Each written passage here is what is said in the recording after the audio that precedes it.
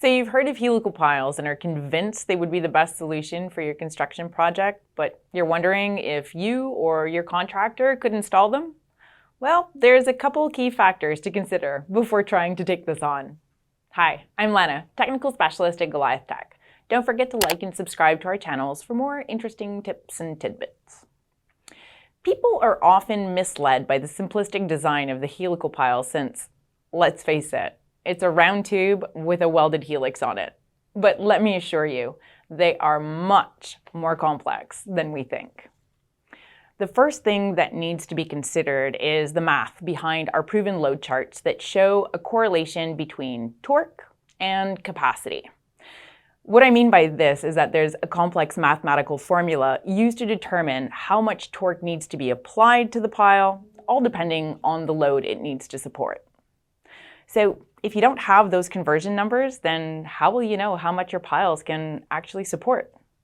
Another important factor is that our helical piles need to be installed with a certain type of machinery, like a small excavator, to get enough torque to reach those higher capacities that you may need. You might be thinking, well, my contractor has an excavator.